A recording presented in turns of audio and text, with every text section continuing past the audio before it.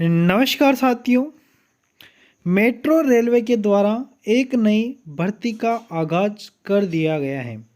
यह जो भर्ती है आईटीआई पास स्टूडेंट्स के लिए है, जिसमें फॉर्म अप्लाई करने की लास्ट डेट 4 जनवरी 2024 रखी गई है।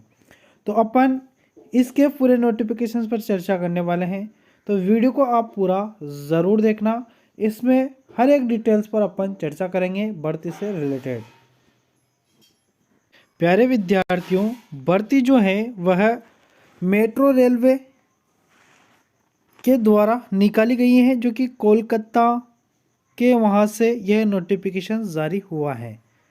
यहाँ पर वैसे ये जो नोटिफिकेशन है 5/12/2023 को ही जारी हो चुका था, और इसके जो फॉर्म अप्लाई करने की जो डेट है वह 5/12/2023 से ही स्टार्ट हो चुकी हैं। लास्ट डेट जो है, क्लोजिंग टाइम जो है वह यहाँ पर 4 जनवरी 2024 दिया गया है, यानी कि आप 4 जनवरी तक इसमें फॉर्म अप्लाई कर पाएंगे। टाइम है 6 बजे तक। 6 बजे तक आप फॉर्म अप्लाई कर पाएंगे 4 तारीख को। तो आपको जितना जल्दी हो सके उतना जल्दी फॉर्म भर लेना है। नोटिफिकेशंस नंबर यहाँ पर दिया गया है। हर एक वैकेंसी का नोटिफिकेशंस नंबर बहुत ही महत्वपूर्ण होता है, क्योंकि कोई भी फॉर्म अप्लाई जब अपन करते हैं तो इसी को ही ध्यान में रखकर अपन फॉर्म अप्लाई करते हैं। प्यारे विद्यार्थियों, यह जो नौकरी है यानी कि ये जो भर्ती निकाली गई है, ये तमाम सभी आईटीआई पास स्टूडेंट्स के लिए निकाली गई हैं, जिसमें 10th पास मांगा गया है।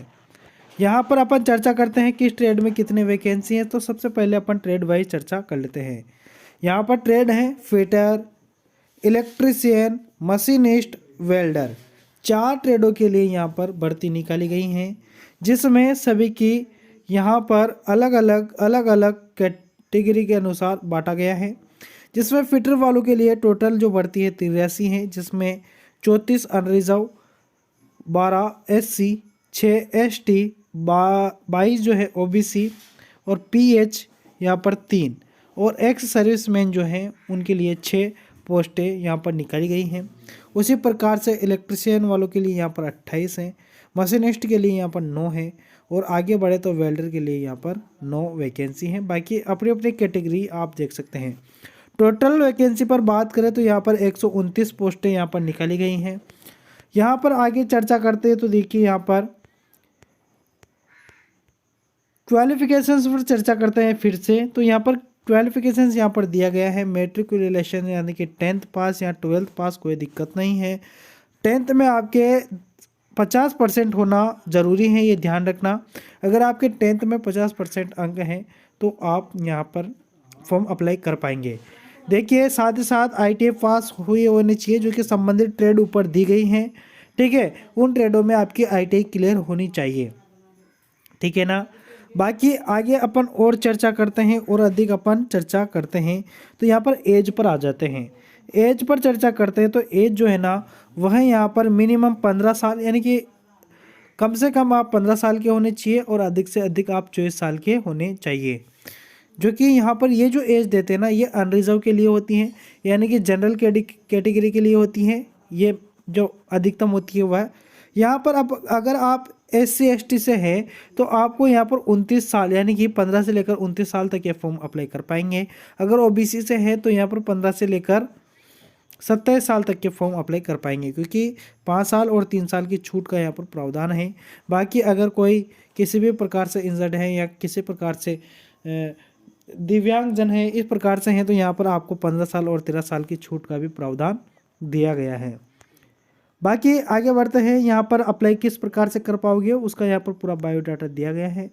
फॉर्म को आप कहाँ पर देख पाएंगे, तो देखिए, यह जो नोटिफिकेशन है हम हमारा जो टेलीग्राम चैनल है वहाँ पर इसको शेयर करेंगे। वहाँ जो डिस्क्रिप्शन में लिंक दिया गया है टेलीग्राम चैनल का, वहाँ से आप टेलीग्राम चैनल को ज़रूर ज्वाइन कर लें। वहाँ पर हम इसको शेयर करेंगे तो वहाँ से आप इसको डाउनलोड कर पाएंगे। देखिए, यहाँ पर फीस जो है वह 100 रुपये रखी गई है, जो कि आपको देना है। 100 रुपये फॉर्म फीस है ना। देखिए, यहाँ पर कुछ डॉक्यूमेंट्स की बात कही गई है। तो जो OBC कैटेगरी के है ना, उनके लिए यहाँ पर जो जाति प्रमाण पत्र होता है वह मांगा गया है। देखिए, यहाँ पर मांगा गया है, जो कि गवर्नमेंट के अधीन जो बनता है ना, वह मांगा गया है। तो यहाँ पर सेंट्रल लेवल का मांगा गया है, गवर्नमेंट ऑफ इंडिया।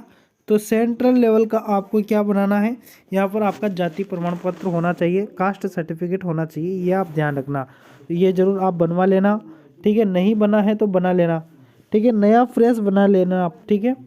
बाकी अधिक और चर्चा करते हैं, आगे बढ़ते हैं अपन। तो यहाँ पर देखिए सिलेक्शन किस प्रकार से होगा। देखिए ये जो भर्ती है ना, मैंने पहले भी आपको बताया है कि यह जो भर्ती है मेट्रो की, यह अप्रेंटिसशिप वाली भर्ती है। यानी कि 1 साल की आपसे क्या किया जाता है, यानी कि 12 महीने का आपसे ट्रेनिंग टाइम, यानी कि यहाँ पर अप्रेंटिसशिप 12 महीने की होती हैं या 1 साल की होती हैं। यह प्रत्येक सभी उन विद्यार्थियों को कर लेना चाहिए जो नए नए ITI पास किए हुए हैं, उनको यह कर लेना चाहिए, ठीक है। यह जो है इसमें आपको 1 साल तक रखा जाता है, फिर उसके बाद में आपको सर्टिफिकेट दे दिया जाता है अप्रेंटिसशिप का, जो कि आगे आपके लिए कोई भर्ती आती है उसमें अप्रेंटिसशिप मांगी जाती है, तो वहाँ पर आपके लिए ये फ़ायदेमंद होता है। तो इसके लिए कोई एग्ज़ाम नहीं लेते। अप्रेंटिसशिप में जो भर्ती निकलती है ना, उसके लिए बहुत कम ऐसी वैकेंसियाँ हैं जो भर्ती एग्ज़ाम लेती हैं, बाकी तो अप्रेंटिसशिप के लिए कोई भी एग्ज़ाम नहीं लेती। तो यहाँ पर भी ऐसा ही है।